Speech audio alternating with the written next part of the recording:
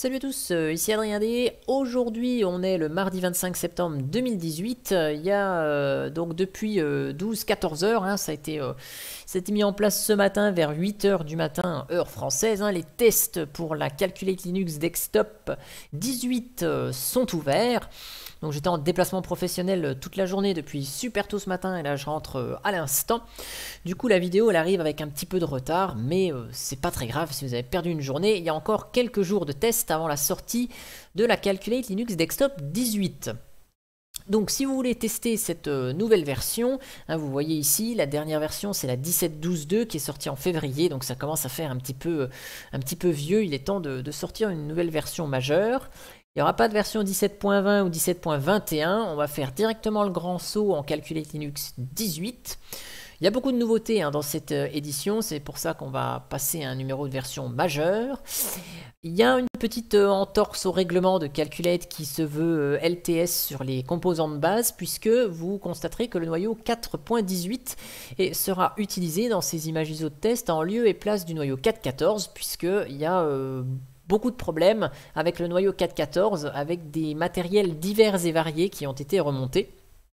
Et donc l'équipe Calculate Linux a décidé de passer sur le noyau 4.18 qui est le noyau mainline, donc la ligne principale, en attendant la version LTS 4.19. Voilà, notamment il y a des petits soucis au niveau des processeurs Ryzen et de certains chipsets graphiques hybrides Intel et Nvidia, pour ne citer que. Et donc voilà, il y a un noyau qui n'est pas LTS mais qui est dernière version en date disponible. Enfin, noyau stable quand même. Donc vous pouvez, voilà, c'est le 4.18.9, il est noté ici. Donc tous les correctifs, les nouveautés, les nouvelles petites choses qui seront disponibles dans la version 18 sont disponibles dès maintenant. Si vous voulez tester et nous aider à remonter des bugs, donc si vous avez des bugs, vous pouvez soit les poster sur le Bugzilla directement, soit vous pouvez m'envoyer un message ou me laisser un commentaire sur la vidéo. Je me chargerai de retransmettre aux équipes russes les différents dysfonctionnements rencontrés durant vos bugs, vos tests plutôt. Donc pour télécharger la version 18 test, en fait c'est ni plus ni moins que si vous alliez télécharger les images générées périodiquement.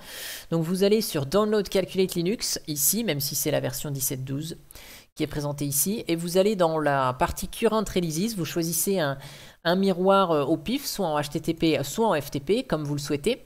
Sinon, vous pouvez vous rendre sur le miroir linuxtricks.fr, ici, et vous cliquez sur le lien télécharger les dernières ISO de Calculate Linux générées périodiquement plus fraîches. Voilà.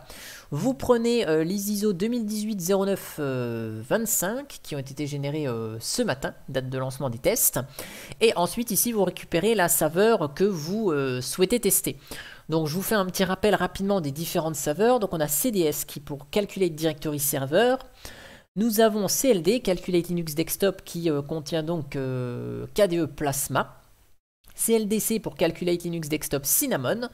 CLDL pour Calculate Linux Desktop LXQT, qui est encore en phase d'ajustement. Vous avez CLDM, Calculate Linux Desktop Mate. CLDX pour Calculate Linux Desktop XFCE, si vous souhaitez. Vous pouvez tester, si vous le souhaitez, la CLDXE, qui est la Calculate Linux Desktop XFCE Éducation, mais qui est réservée pour la Russie. Donc celle-là, elle est disponible qu'en 64 bits et elle sera vraiment spécifique, donc c'est pas spécialement pour vous qu'elle est adressée. Sinon, vous avez toujours la CLS, Calculate Linux Scratch, qui vous permet d'installer votre environnement de bureau. Vous avez juste Calculate Linux, les utilitaires Calculate et le serveur X opérationnel. Après, c'est à vous de construire votre système.